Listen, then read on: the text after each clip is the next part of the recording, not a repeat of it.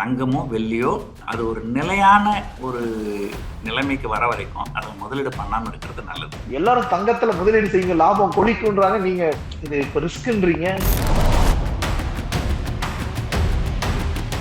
ஐஸ்வர்யா கருத்தரித்தல் மையங்களில் ஜனவரி 30 முதல் பிப்ரவரி 5 வரை இலவச ஆலோசனை மற்றும் சிகிச்சைகளில் மாபெரும் சிறப்பு சலுகை. அதாவது எந்த இடத்துல உங்களுக்கு அதீதமான லாபம் வருகின்றதோ அந்த இடத்தில் அதீதமாக நஷ்டம் வருவதற்கு வாய்ப்புகள் நிறைய இருக்குது. அதுதான் வந்து ஒரு ரிஸ்க் மேனேஜ்மெண்ட் அடிப்படை விஷயம். சீன சென்ட்ரல் பேங்க் வந்து நிறைய தங்க கொள்முதல் செஞ்சுக்கிட்டு இருக்காங்க, தங்கம் வாங்குறாங்க.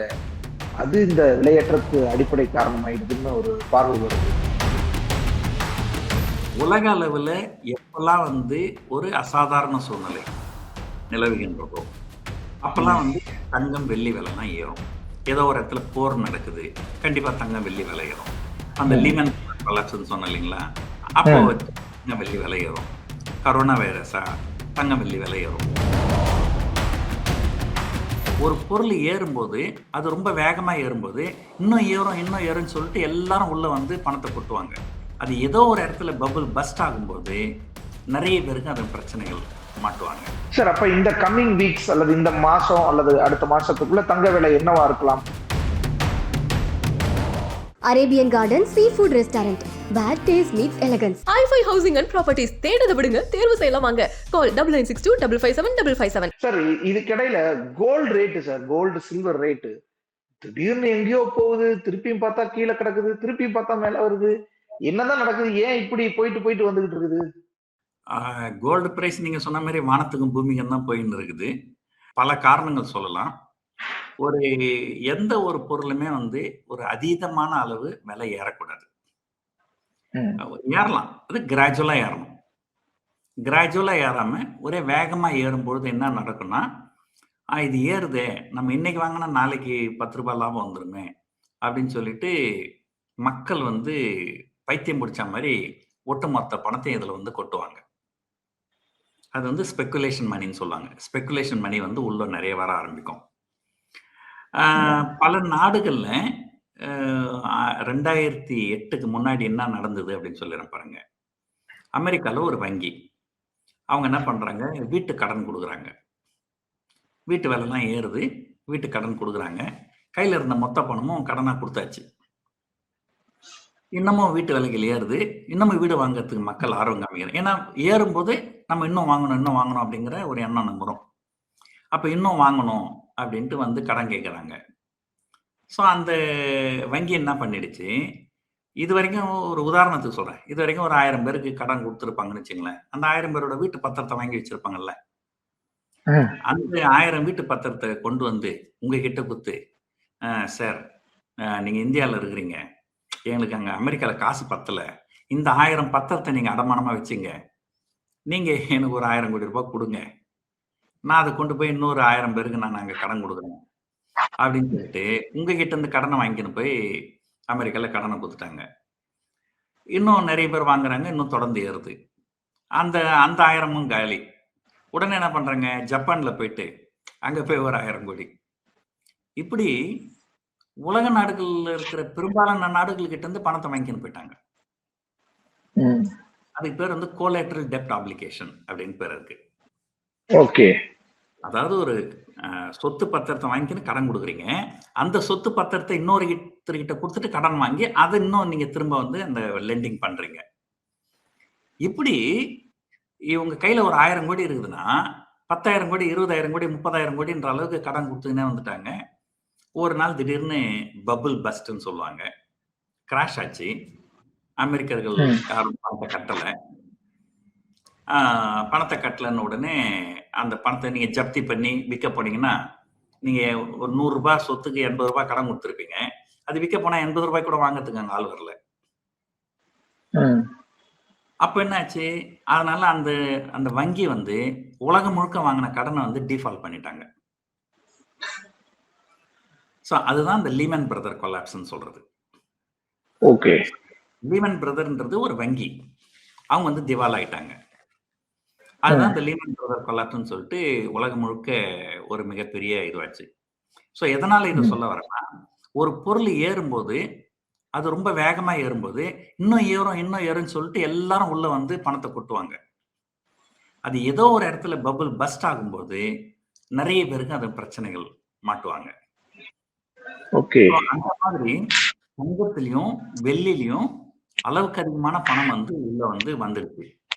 ஸோ ம். அதனால தான் இந்த இப்ப வந்து அது ஒரு பீக்ல இருந்து இப்ப அந்த பீக்ல இருந்து ஒரு கிட்டத்தட்ட ஒரு 10% அ குறைஞ்சிருக்கு. ஆ பட் இருந்தாலும் அதாவது ஒரு பொருள் ஏறலாம் அல்லது இறங்கலாம். ஆனா, காலையில பார்த்தீங்கன்னா, 1 கிலோ வெள்ளி 4,00,000 இருக்கும். மத்தியானம் பார்த்தீங்கன்னா 3,50,000 இருக்கும். சாயங்காலம் பார்த்தீங்கன்னா 4,15,00,000 இருக்கும். ம். இந்த ஏற்ற இறக்கங்கள், அது வந்து நாங்க வந்து பங்குச் சந்தையில வந்து ஐவின்னு சொல்லுவாங்க. இம்ப்ளைட் வாலட்டிலிட்டின்ட்டு. அந்த இம்ப்ளைட் வாலட்டிலிட்டிலாம் பார்த்தீங்கன்னா 10, 12, 13 அந்த ரேஞ்சுல தான் இருக்கும். ம். ஆனா, முதல் முறையா வெள்ளியினுடைய இம்ப்ளைட் வாலட்டிலிட்டி 100 தாண்டி இருக்குது போன வாரம். ஓகே. ஆமா. ஸோ, இன்னும் கேட்டீங்கன்னா, சில நாடுகள்ல என்ன பண்றாங்கன்னா, ஆ வங்கிகள்ல வைப்பு நிதியில வைக்கிறதுக்கு போனாக்கா, ம். அந்த வங்கி அதிகாரிகள்லாம், "நீங்க எதுக்குங்க வங்கியில வைப்பு நிதியில வைக்கிறீங்க? உங்களுக்கு வட்டி ரொம்ப குறைவா தான் கிடைக்கும். இதுக்கு பதில் நீங்க சில்வர்ல போட்டீங்கன்னா உங்களுக்கு லாபம் நெறைய கிடைக்கும்." அப்படின்னு சொல்லிட்டு தங்கத்தையும், வெள்ளியையும் வங்கிகள் விக்க ஆரம்பிச்சுட்டாங்க, பல நாடுகள்ல. ம். ம். இது வரவங்களுக்கெல்லாம் இப்போ எனக்கே ஒரு வங்கியிலருந்து ஃபோன் பண்ணியிருந்தாங்க. "ஆ சார், நேத்து வெள்ளி வாங்குனவங்களுக்கெல்லாம் இன்னைக்கு வந்து 30% ஏறி போச்சு சார். நீங்க ஏன் சார் உங்க சேமிப்பு கணக்குல காசு நெறைய வச்சிருக்கிறீங்க? நீங்க வெள்ளி வாங்குங்க அ. சார். எங்க வங்கி மூலமாவே நீங்க வெள்ளி வாங்கலாம்." அப்படின்னு சொன்னாங்க. இது இந்தியால நடந்ததில்ல. ஒரு வெளிநாட்டுல நடந்தது இது. ம். எதுக்காக இத சொல்ல வரேன்னா, இந்த மாரி வந்து விவரம் இல்ல. தெரியாத நீங்க நீங்க என்ன சொன்னீங்க அதுக்கு? அவங்க அப்படி கேட்கறதுக்கு நீங்க என்ன சொன்னீங்க? இல்ல எனக்கு என்னுடைய தொழிலே வந்து பங்குச்சந்தை, அ கமோடிட்டி சந்தை. அப்ப நான் எப்படி போய் அவங்க கிட்ட போய் இது பண்ணுவேன்? ஆ ம். அதாவது ஒரு அந்த இதுல ஆண் பாவம்னு ஒரு படம் வந்தது. கன்னி ம். ராசியா, ஆண் பாவம் ஏதோ ஒரு படம். அதுல வந்து சொல்லலாம். ம். அது வண்டிய ரிவர்ஸ் எடுப்பாரு ஒருத்தரு. ஆண் பின்னாடி பாவம் தான் சார். இடிக்குதா இடிக்குதா பாருங்க. இடிச்சிருச்சு அப்டின்னாங்க. அந்த மாரி ஆ. அ இந்த வெள்ளி வந்து கிலோ 30,000 40,000 இருந்தப்ப யாரும் நம்மள ஃபோன் பண்ணி வாங்க சொல்ல மாட்டாங்க. ம். 30,000த்துலருந்து 3,00,000 போனதுக்கு அப்புறம் தான், அது ஏறுன்ற நம்பிக்கை எல்லாருக்கும் வரும். ம். ம். அப்பதான் சார் நீங்க வாங்குங்க சார். நீங்க ஏன் சார் சேமிப்புல வச்சிருக்கிறீங்க காசு? நீங்க வெள்ளி ம். வாங்குங்க சார் அப்படின்னு சொல்லுவாங்க. ஸோ இந்த மாரி வந்து வரும்போது, இது வந்து என்னன்னா, ஒரு விவரம் தெரியாதவங்க வங்கியில வங்கி அதிகாரிகள நம்பி முதலீடு பண்றாங்க. அந்த மாரி என்னைக்கு விவரம் தெரியாதவங்கலாம் வந்து இதுல முதலீடு பண்றாங்களோ, அப்ப வந்து ஒரு ஆபத்து கண்டிப்பா இருக்கு. ம். தங்கமோ, வெள்ளியோ அ அது ஒரு நிலையான ஒரு நிலைமைக்கு வர வரைக்கும் அதுல முதலீடு பண்ணாம இருக்கிறது நல்லது. காலையில ஒரு வேளை, மத்தியானம் ஒரு வேளை அந்த மாரி இல்லாம, ஒரு ஒரே வேளையில இருக்காது. ஒரு ரூ. 10 ரூ. 20 ஏறுது, இறங்குது அப்டின்னா அது ஓகே. திடீர்னு தங்கம், வெள்ளிலாம் பார்த்தீங்கன்னா, அ ஒ ஒரு பவுனுக்கு 10,000 விலை கூடியது. ஒரு பவுனுக்கு 8,000 விலை இறங்கியது. அந்த மாரிலாம் இருக்கும்போது, நமக்கு இது வந்து ஒரு பேய்கள் உலாவும் இடம் இது. அதனால அங்க அங்க ஓகே. போகாம இருக்கிறது நல்லது. எல்லாரும் தங்கத்துல முதலீடு செய்யுங்க. லாபம் கொழிக்கும்ன்றாங்க. நீங்க இது இப்ப ரிஸ்க்ன்றீங்க. இல்ல கண்டிப்பா. ரிஸ்க்ன்றது வந்து கண்டிப்பா இருக்குது. எனக்கு தெரிஞ்சு அ ஒரு நண்பர் சொன்னாரு. அ ஒரு நாள் இரவு அ 15 நிமிடங்களில் வெள்ளியினுடைய விலை 4,20,000 3,50,000 குறைஞ்சது. ம். 15 நிமிடங்களில். ஸோ, அதாவது எந்த இடத்துல உங்களுக்கு அதீதமான லாபம் வருகின்றதோ, அந்த இடத்தில் அதீதமாக நஷ்டம் வருவதற்கு வாய்ப்புகள் நெறைய இருக்குது. அதுதான் வந்து ஒரு ரிஸ்க் மேனேஜ்மென்ட்டினுடைய அடிப்படை விஷயம். ஓகே. சார் லாங் டெர்ம்ல தங்கமும், வெள்ளியும் அ விலை வந்து நல்லா இதாயிரும். 2,00,000 தொட்டுரும். இது வந்து ரூ. 600, 700 கிராமுக்கு போயிடும். அதாவது இப்ப 3, 3,50,000 இருக்குன்னா 7,00,000, 8,00,000க்கு வெள்ளி போயிடும். அதே மாரி பவுனுக்கு 2,00,000, 2,50,000 கிட்ட தங்கம் போயிடும்ன்றாங்க. ஒரு 1 வருஷம், 2 வருஷம் லாங் டெர்ம்ல. வெள்ளி ஓகே. 30,000 வெள்ளி 30,000 இருக்கும்போது யாராவது உங்ககிட்ட இந்த மாரி வந்து சொன்னாங்களா? சொல்லல. அப்ப ம். ஏறுன்ற நம்பிக்கை யாருக்கும் இல்ல. அது ம். 30,000 இருக்கும்போது ஏறுன்ற நம்பிக்கை யாருக்கும் வராது. அது 3,00,000 போனதுக்கு அப்புறம் தான் ஏறுன்ற நம்பிக்கை வரும். சரி. ம். இது என்ன நடக்க போகுது அப்படிங்கிறது ஒரு ஹிஸ்டாரிக்கல் ம். என்ன நடந்தது.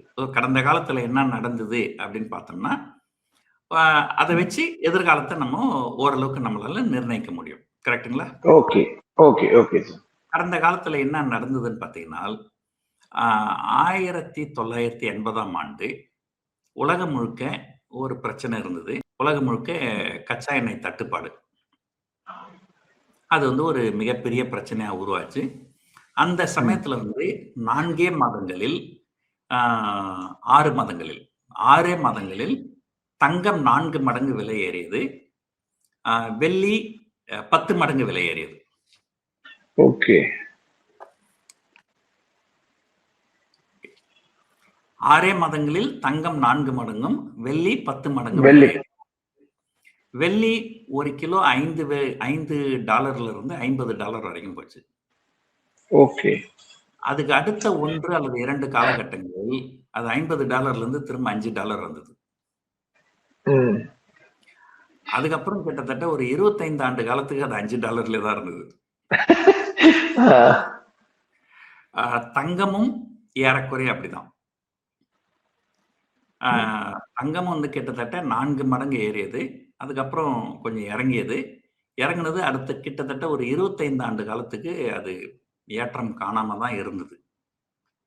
ஸோ இந்த தங்கம், வெள்ளி வந்து இது வந்து காமோடிட்டி சூப்பர் சைக்கிள் அப்படின்னு சொல்லுவாங்க. ஒரு சில காலகட்டங்கள்ல ரொம்ப வேகமா ஏறும். அடுத்து பல ஆண்டுகள்ன்றது நான் வந்து 10, 20, 30 ஆண்டுகள் கூட விலை ஏறாம இருக்கும். ஆனா இது நான் சொல்றது எல்லாமே வந்து அமெரிக்கன் டாலர்ல. ம். இந்திய ரூபாயில கிடையாது. இந்திய ரூபாயோட மதிப்பு அமெரிக்கன் டாலருக்கு எதிரா இறங்கும்போது அது ஒரு தாக்கத்தை ஏற்படுத்தும். மற்றபடி அது வந்து ஒரு மிகப்பெரிய ஏற்றம் வந்து இருக்காது. இது வந்து 1. 2வது ம். ஆ உலக அளவுல எப்பல்லாம் வந்து ஒரு அசாதாரண சூழ்நிலை நிலவுகின்றதோ, அப்பல்லாம் வந்து தங்கம், வெள்ளி விலைலாம் ஏறும். ஏதோ ஒரு இடத்துல போர் நடக்குது. கண்டிப்பா தங்கம், வெள்ளி விலை ஏறும். அந்த ம். லீமன் கொலாப்ஸ்ன்னு சொன்னேன் இல்லைங்களா? அப்போ ம். தங்கம், வெள்ளி விலை ஏறும். கரோனா வைரஸா தங்கம், வெள்ளி விலை ஏறும். உலகளாவிய பிரச்சனைகள் எப்பல்லாம் இருக்குதோ, அப்பல்லாம் தங்கம் விலை ஏறும். உலகம் வந்து எப்ப அமைதியை நோக்கி போகின்றதோ, அப்ப வந்து தங்கம் விலை குறையும். ம். ஸோ கடந்த 1 வருஷமா பார்த்தீங்கன்னா, உலகம் வந்து ஒரு அமைதியின்மையை நோக்கி போச்சு. ஓகே. ட்ரம்ப் வந்து காலையில 50%ன்னுவாரு, சாயங்காலம் 100%ன்னுவாரு, நைட் 125%ன்னுவாரு. இது இந்த ம். அந்த வரிகள், இது ஏகப்பட்ட பிரச்சனை கடந்த 1 வருஷமா வந்து இது வந்து ஒரு வர்த்தக போர் மிகப்பெரிய போரா இருந்தது. ம். ஆனா, இப்ப பார்த்தீங்கன்னா, அவரே விருப்பப்பட்டு நெறைய நாடுகள் கூட சமாதானத்துக்கு வந்து வரிகள்லாம் நெறைய குறைக்கிறாரு. ம். இப்போ நீங்களே சொன்ன மாரி இந்திய தரப்புலருந்து இதுவரைக்கும் நாங்க கச்சா எண்ணெய் வாங்க மாட்டோம்னு சொல்லவே இல்ல. ஆனா இருந்தாலும் அந்த 25% வரிய குறைச்சிட்டாரு. ம். அவர் என்ன சொன்னாரு? நீங்க கச்சா எண்ணெய் ரஷ்யா கிட்ட இருந்து வாங்குறீங்க. அதனால உங்களுக்கு கூடுதலாக 25% வரி. என்னைக்கு கச்சா எண்ணெய் நீங்க வாங்குறத நிறுத்துறீங்களோ, அன்னைக்கு தான் நான் இந்த 25% கூடுதல் வரிய குறைப்பேன் அப்படின்னு சொன்னாரு. ஆனா இப்ப குறைச்சிட்டாரு. ஆனா இந்திய தரப்புல இருந்து இதுவரைக்கும் அந்த மாரி யாரும் சொல்லல. நீங்க சொன்ன மாரி பியூஷ் கோயலுக்கும் தெரியல, ஜெய்சங்கருக்கும் தெரியல, நரேந்திர மோடிக்கும் தெரியல. சார், பிரதமருக்கு எப்படி தெரியாம இருக்கும்? இல்ல சொல்லலல்ல. இதுவரைக்கும் யாருமே வந்து நாங்க கச்சா எண்ணெய் ரஷ்யா கிட்ட இருந்து வாங்க மாட்டோம் அப்படின்னு சொல்லல இல்லையா? ஆனா அங்க வந்து குறைச்சிட்டாரு வரிய. ட்ரம்ப் இப்ப சொல்லவும் செஞ்சுட்டாரு. இப்ப என்னன்னா, இவருடைய ட்ரம்ப்பினுடைய இந்த வரி கொள்கைகள்லாம் கண்டிப்பா வந்து அவருக்கு எதிரா திரும்பும். அமெரிக்க மக்கள் வந்து அதிகமா பாதிக்கப்படுவாங்க. அப்படிங்கிற ஒரு சூழ்நிலை உருவாக்கி, அவரே வந்து இப்போ பிரச்சனை எல்லாம் வேணாம். கொஞ்சம் சமாதானமா போயிடுவோம். கொஞ்சம் அமைதியா போயிடுவோம். அப்படின்னு இறங்கி வந்து ஒவ்வொரு நாடு கூடவா வந்து இப்ப நம்ம நாட்டுக்கிட்ட போய் இது பண்ணதுக்கு அப்புறம் பங்களாதேஷ்க்கு இன்னுமே குறைச்சிருக்கிறாங்க. ஸோ இப்படி வரும்போது, அப்போ உலகம் வந்து அமைதியை நோக்கி போகுது.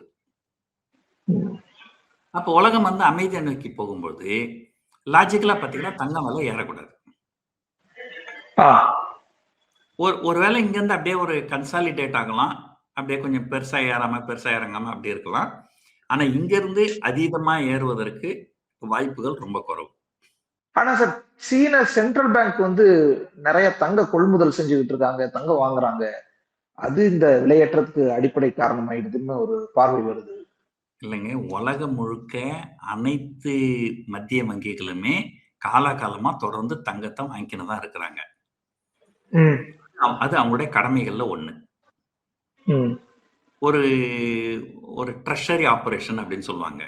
எல்லா மத்திய வங்கிக்கும் வருமானம் வரும். அந்த வருமானத்த வந்து அவங்க வந்து முதலீடு பண்ணணும். அது முதலீடு பண்ணும்போது தங்கத்துல தான் முதலீடு பண்ணுவாங்க. இது ஏன்னா 1971க்கு முன்னாடி ஒரு சட்டமே உலக அளவுல என்ன மாரி சட்டம் இருந்ததுன்னா, உங்ககிட்ட எவ்வளவு தங்கம் இருக்கோ, அதுக்கு சமமான கரன்சி நோட்ட தான் நீங்க பிரிண்ட் பண்ண முடியும். ம். அப்ப எந்த நாடு அதிகமா தங்கம் வச்சிருக்கிறாங்களோ, அந்த நாடு தான் அதிகமா கரன்சி அவங்களால பிரிண்ட் பண்ண முடியும். ம். ஸோ அதனால ஒரு காலாகாலமாவே எல்லா மத்திய வங்கிகளுமே தங்கத்த தொடர்ந்து வாங்குறது. சைனா மட்டும் இல்ல, இந்தியாவும் வாங்கியிருக்கிறாங்க. இந்தியா வந்து கிட்டத்தட்ட கடந்த சில ஆண்டுகள்ல ஒரு 80 டன்னுக்கு மேல தங்கம் வாங்கியிருக்கிறாங்க. இந்திய okay. Okay. Okay. Government. So இது வந்து ஏதோ ஒரு விலை ஏறுது, எதனால ஏறுதுன்ட்டு ஏதாவது ஒரு காரணம் சொல்லணும் இல்லையா? அதுக்காக சிலர் வந்து ஓகே. ஒரு காரணத்த சொல்றாங்களே தவிர, இது எதுவுமே ம். உண்மையான காரணம் கிடையாது. ம். ம். தங்கம்ன்றது வந்து இல்ல 1971 முதல்ல வந்து அமெரிக்கா என்ன பண்ணாங்க? நாங்க இந்த சட்டத்துக்கு நாங்க உட்பட மாட்டோம். நாங்க கையில வச்சுருக்கிற தங்கத்துக்கு சமமா தான் நாங்க கரன்சி பிரிண்ட் பண்ணணும்ன்ற அவசியம் கிடையாது. நாங்க எங்க இஷ்டத்துக்கு பிரிண்ட் பண்ணிப்போம்ன்ட்டு வெளிய போயிட்டாங்க. அவங்க வெளிய போன உடனே மத்தவங்களும் வெளிய போயிட்டாங்க. ஸோ அதனால வந்து மத்திய வங்கிகள் தங்கம் வாங்குறதுன்றது பொதுவா அவங்க வந்து செய்யற ஒரு செயல் தான். எல்லா நாடுகளுமே, எல்லா மத்திய வங்கிகளுமே அத செஞ்சுன்னு தான் இருப்பாங்க. நம்முடைய மத்திய வங்கியும் அத செய்றாங்க. அதனால தான் தங்கம் ஏறுது அப்படின்லாம் சொல்ல முடியாது. சார், அப்ப இந்த கம்மிங் வீக்ஸ் அல்லது இந்த மாசம் அல்லது அடுத்த மாசத்துக்குள்ள தங்க விலை என்னவா இருக்கலாம்? கூடுமா? குறையுமா? எவ்வளவு கூடும்? அல்லது எவ்வளவு குறையும்? ஆ பெருசா ஏறுவதற்கும் வாய்ப்பில்ல. பெருசா இறங்குவதற்கும் வாய்ப்பில்ல அப்படிங்கிறது தான் என்னுடைய கருத்து. ஓகே. இது ஓகே. அடுத்த சில மாதங்களுக்கு இல்ல, அடுத்த சில வருடங்களுக்கே அப்படிதான் இருக்கும். ஆ சில வருடங்களுக்கே. Okay sir. ஓகே. வருடங்களுக்கே அப்படிதான் இருக்கும். வெள்ளி ஏன்னா சார்? வெள்ளி சார்? அ வெ வெள்ளி வந்து அ ஏறும்போதும் தங்கத்த விட அதிகமா ஏறும். இறங்கும்போதும் தங்கத்த விட அதிகமா இறங்கும். ஓகே. ஆ நான் சென்ற வாரம் ஒரு நாள் அமெரிக்க சந்தைய பார்த்துன்னு இருக்கிறேன். என் கண் எதிர்க்க வந்து வெள்ளி வந்து 35% இறங்குச்சு. ஒரே ஆ. நாள்ல. ஸோ அதான் எது எது ரொம்ப வேகமாக ஏறுகின்றதோ, அது வேகமாக இறங்குவதற்கும் வாய்ப்பு இருக்கு. அத ம். வந்து முதல்ல தெரிஞ்சுக்கணும். இது வந்து ஒரு ஸ்பெகுலேட்டிவ் ஜோன் அப்படி சொல்லுவாங்க. இது வந்து முதலீட்டாளர்களுக்கு, நடுத்தர மக்களுக்கு இது வந்து உகந்த நேரம் கிடையாது. ம். ஒரு கொஞ்ச நாளைக்கு அப்படி ஒரு ஸ்டேபிளா ட்ரேட் நடக்கட்டும். அதுக்கப்புறம் வாங்குறத பத்தி யோசனை பண்ணலாம். ட்ரேட் எப்படி சார் போகுது? இப்ப பங்குச் சந்தைகள் எப்படி சார் இருக்கு நிலைமை? ஏன்னா தங்கமே இப்படி இருக்குன்னா, அப்ப அங்க நிலைமை? இல்ல. பங்குச் சந்தைகள் பார்த்தீங்கன்னா, உலகம் முழுக்க வந்து பங்குச் சந்தைகள் ரொம்ப நல்ல நிலையில தான் இருக்கு. ம். ஆ சென்ற ஆண்டு வந்து இந்த ட்ரம்ப் வந்து இந்த டாரிஃப் அது இதுன்னு சொல்லும்போது, உலகத்தில நெறைய பங்குச் சந்தைகள் சரிஞ்சுது. அதுக்கப்புறம் இப்போ திரும்ப அத நான் சொன்னேன் இல்லைங்களா? அமைதிய நோக்கி போகும்போது, உலகம் அமைதிய நோக்கி போகும்போது, பங்குச் சந்தைகள் ஏறணும், தங்கம் இறங்கணும். ம். உலகம் அமைதியின்மையை நோக்கி போகும்போது, பங்குச் சந்தைகள் இறங்கும், தங்கம் விலை ஏறும். ம். ஸோ அதனால பங்குச் சந்தைகள் பார்த்தீங்கன்னா, அமெரிக்க பங்குச் சந்தை ஆகட்டும், பல நாடுகள், ஜப்பான், ம். சவுத் கொரியா இதெல்லாமே பார்த்தீங்கன்னா, பங்குச் சந்தைகள் ரொம்ப அபரிதமா மேலே ஏறி நல்ல நிலையில இருக்கு. பட் இந்திய பங்குச் சந்தைகள் ஏன்னா, இந்தியாவுக்கு எதிரா உலகத்திலேயே ஆக அதிகபட்சமான வரியை 50% வரி விதிச்சிருந்தாரு. உலகத்திலே 2 நாட்டுக்கு தான் வந்து 50% வரி போட்டிருந்தாரு. அதுல நம்ம இந்தியாவும் ஒண்ணு. அதனால கடந்த 1 ஆண்டு காலமா நம்முடைய பங்குச் சந்தைகள் சரியா பெர்ஃபார்ம் பண்ணல. இப்போ இந்த இந்திய அமெரிக்க வர்த்தக ஒப்பந்தம் அது முடிஞ்சிடுச்சு அப்படின்ன உடனே நம்முடைய பங்குச் சந்தைகளும் ஓரளவுக்கு நல்லா மீண்டு மேல வந்திருக்கு. சார், இப்ப இது இந்த தங்கத்துக்கு ஆல்டர்னேட்டா, வெள்ளிக்கு ஆல்டர்னேட்டா சிலர் சொல்றாங்க. பீஸ் வாங்குங்க, கோல்ட் பீஸ், சில்வர் பீஸ் வாங்குங்கன்றாங்க. அது என்னது? அது சேஃபா? அது சரியா? ஆமா. அதாவது கோல்டு பீஸ் அப்படிங்கிறது என்னன்னா, அது வந்து எக்ஸ்சேஞ்ச் ட்ரேடட் ஃபண்டுன்னு சொல்லுவாங்க. நீங்க ஒரு கோல்டு பீஸ் வாங்குறீங்கன்னா, உங்களுக்கு விக்கிறாங்க இல்லையா? உங்ககிட்ட இருந்து பணத்த வாங்கி அவங்க தங்கத்துல முதலீடு பண்ணுவாங்க. ஓகே. அது தங்கம் என்ன ரிட்டர்ன் குடுக்குதோ, அந்த ரிட்டர்ன் உங்களுக்கு கிடைச்சிரும். அதுக்கு நான் தங்கமே பிசிக்கலா வாங்கிட்டு போறேன். இதுல 2, 3 விஷயங்கள் இருக்குதுங்க. ஒண்ணு நீங்க தங்கம் வந்து பிசிக்கலா வாங்குறீங்கன்னு வச்சுப்போம். அதுல செய்கூலி, சேதாரம் அதெல்லாம் இருக்கு. நீங்க காயின் வாங்க போனாலும் செய்கூலி, சேதாரம்லாம் வரும். போட்டுறாங்க. ஆமா. அது வந்து 1. ஸோ இந்த நீங்க இத எக்ஸ்சேஞ்ச் ட்ரேடட் ஃபண்ட் வாங்கும்போது உங்களுக்கு அது எதுவுமே கிடையாது. அது வந்து 1. 2வது நீங்க பிசிக்கலா கோல்டு வாங்குறீங்க. அத பாதுகாக்கணும். நீங்க வீட்ல பீரோல வச்சிருக்கணும் பத்திரமா. அது ஒரு திருடு போகலாம். அந்த மாதிரியான வாய்ப்புகள்லாம் இருக்கு. இல்ல நீங்க அது பேங்க் லாக்கர் வாங்கணும். அந்த பேங்க் லாக்கருக்கு நீங்க வருஷத்துக்கு இவ்வளோ காசு கட்டணும். ஸோ அத பாதுகாக்க வேண்டிய ஒரு சூழ்நிலை இருக்கு. நீங்க எக்ஸ்சேஞ்ச் ட்ரேடட் ஃபண்ட்லாம் வந்து நீங்க பாதுகாக்கணுன்ற அவசியம் கிடையாது. ஸோ அது இருக்கு. 3வது நீங்க பங்குச் சந்தையில என்னைக்கு வேணாலும் அந்த எக்ஸ்சேஞ்ச் ட்ரேடட் ஃபண்ட விக்கலாம். உங்களுக்கு மறுநாளே காசு வந்துரும். பட் பிசிக்கல் கோல்டு அப்படின்னா, அத நீங்க கொண்டு போய் கடையில விக்கணும். அப்ப அவங்க என்ன சொல்லுவாங்க, இந்த கோல்டோட தரம் கொஞ்சம் குறைவா இருக்குங்க. வாங்கும்போது 100 கிராம்னுவாங்க. நீங்க விக்க போனீங்கன்னா, அது 98 கிராம் தாங்க இருக்குது அப்படின்னுவாங்க. ஸோ இந்த மாதிரியான ஒரு சிலர்லாம் பண்ணாங்க. இந்த நகை கல்லு வச்ச நகைன்னு சொல்லுவாங்க. விக்கும்போது நம்ம வாங்கும்போது அது 100 கிராம் அப்படின்னு சொல்லுவோம். நம்ம வாங்கிடுவோம். விக்க போனா, சார் இது 90 கிராம் தான் சார். அப்படின்னாக்கா, இல்ல சார் 10 கிராம் கல்லு அப்படின்னுவோம்.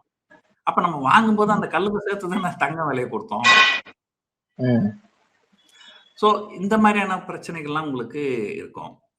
அப்புறம் நீங்க நகையா வாங்கும்போது நீங்க அதுக்கு ஜிஎஸ்டி பே பண்ணணும். 3%. நீங்க விக்கும்போது அந்த ஜிஎஸ்டிலாம் திருப்பி கொடுக்க மாட்டாங்க உங்களுக்கு. ஆனா நீங்க பங்குச்சந்தையில வாங்கும்போது அந்த ஜிஎஸ்டிலாம் கிடையாது. ஸோ இந்த மாதிரி ஒரு சாதக, பாதகங்கள் இருக்கு.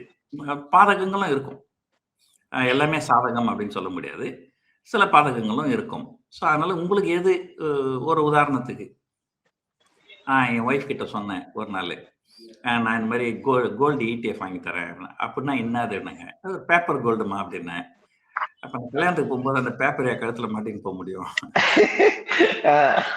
ஸோ அது மாதிரி ஏதோ ஒரு நண்பர்கள் வராங்க, உறவினர்கள் வராங்க. அவங்க எதிர்க்க நம்ம அழகு பண்ணிக்கணும் அப்படின்னா, அது நீங்க வந்து நகையா தான் வாங்கி ஆகணும். அது நீங்க வந்து ETF இருந்தா நீங்க அது ஒண்ணும் பண்ண முடியாது. ஸோ அது மாதிரி சில பாதகம் இருக்கு, சில சாதகம் இருக்கு. அதை பொறுத்து உங்களுக்கு எது வேணுமோ அதை நீங்க செஞ்சுக்கலாம். Okay sir. அப்ப இப்போ லாபகரமானது முதலீடு செய்யறதுக்கு கொஞ்சம் உகந்ததுன்னா என்ன சார் சொல்லலாம்? இப்போதைக்கு என்ன கேட்டீங்கன்னாங்க, பொதுவா வந்து இதுதான் வந்து சிறந்த முதலீடு அப்படின்னு யாராலையும் சொல்ல முடியாது. ஒரு காலகட்டத்துல பாத்தீங்கன்னா தங்கம் விலை அதிகமாயிரும். இன்னொரு காலகட்டத்துல பாத்தீங்கன்னா பங்குச்சந்தை நல்லா ஏறும். ஸோ ஒரு உதாரணத்துக்கு பாத்தீங்கன்னா, கடந்த ஓராண்டு காலமா பங்குச்சந்தைகள் நல்ல ரிட்டர்ன் கொடுக்கல. ஆனா கோல்டும், சில்வரும் நிறைய ரிட்டர்ன் கொடுத்துருக்கு. அதே ஒரு 2 வருஷம் முன்னாடி போனீங்கன்னா 2023, 24 காலகட்டங்கள்ல பாத்தீங்கன்னா, பங்குச்சந்தை நல்ல ரிட்டர்ன் கொடுத்தது. ஆனா கோல்டு நல்ல ரிட்டர்ன் கொடுக்கல. ஸோ ஒரு காலகட்டத்துல ஒரு அசெட் கிளாஸ் நல்ல ரிட்டர்ன் கொடுக்கும். அதனால எதுல முதலீடு பண்றது, எது பெஸ்ட் ரிட்டர்ன் கொடுக்கும்? இப்போ நான் ஒரு சும்மா ஜோக்கா சொல்லுவேன். இந்த ஃபைனான்சியல் எக்ஸ்பர்ட் கிட்ட வரும்போது மட்டும்தான், சார் எது சார் பெஸ்ட் இன்வெஸ்ட்மெண்ட் அப்படின்னு கேட்பாங்க. உங்களுக்கு உலகத்துல பெஸ்ட் ஒய்ஃப் உங்களுக்கு இருக்கிறாங்களா? இல்ல பெஸ்ட் குழந்தைங்க உங்களுக்கு இருக்கிறாங்களா? இல்ல பெஸ்ட் அப்பா அம்மா உங்களுக்கு இருக்கிறாங்களா? இல்ல. நமக்கு பெஸ்ட் ஒய்ஃபும் கிடையாது, பெஸ்ட் குழந்தைங்களும் கிடையாது, பெஸ்ட் அப்பா அம்மாவும் கிடையாது. இருந்தாலும் நம்ம வாழ்க்கையில சந்தோஷமா தானே இருக்கிறோம். ஆனா ஏன் முதலீடுன்னு வரும்போது மட்டும் எது பெஸ்ட் அப்படின்னு கேக்குறாங்க. ஸோ எது அடுத்த 6 மாதங்கள், அடுத்த 1 வருஷத்துக்கு எது பெஸ்டா இருக்கும் அப்படின்றது யாருக்கும் தெரியாது. அது ரியல் எஸ்டேட்டாகவும் இருக்கலாம், கோல்டாகவும் இருக்கலாம், பங்குச்சந்தையாகவும் இருக்கலாம், எது வேணா இருக்கலாம். அது நமக்கு தெரியாது. அதனால நம்மளால என்ன செய்ய முடியும் அப்படின்னு பாத்தீங்கன்னா, இருக்கிற காசை கொஞ்சமா பிரிச்சு கொஞ்சம் வந்து பங்குச்சந்தையில, கொஞ்சம் கோல்டுல, கொஞ்சம் சில்வர்ல, கொஞ்சம் ரியல் எஸ்டேட்ல. அப்படி கொஞ்சம் பிரிச்சு போட்டுட்டோம்னா, எது நல்லா பெர்ஃபார்ம் பண்ணாலும் நமக்கு சந்தோஷமா இருக்கும். அது வந்து ஓகே. டைவர்சிஃபிகேஷன் அப்படின்னு சொல்லுவாங்க. அதாவது ம். ஆங்கிலத்துல வந்து "do not put all the eggs in one basket" அப்படின்னு சொல்லுவாங்க. கொஞ்சம் பிரிச்சு பிரிச்சு முதலீடு பண்ணீங்கன்னா, தங்கம் மேல போனாலும் சந்தோஷம், பங்குச்சந்தை மேல போனாலும் சந்தோஷம். ஏன்னா அடுத்த 6 மாசத்துல எது மேல போகும்னு நமக்கு தெரியாது. ஓகே. நன்றி சார். உடனுக்கும் நீங்கள் பகிர்ந்து கருத்துக்கு மிக்க நன்றி சார். நன்றி. ஐஸ்வர்யா கருத்தரித்தல் மையங்களில் ஜனவரி 30 முதல் பிப்ரவரி 5 வரை இலவச ஆலோசனை மற்றும் சிகிச்சைகளில் மாபெரும் சிறப்பு சலுகை. Arabian garden seafood restaurant. Bad taste meets elegance. i5 housing and properties தேடுறத விடுங்க, தேர்வு செய்யலாம் வாங்க. கால் 9962 557 557.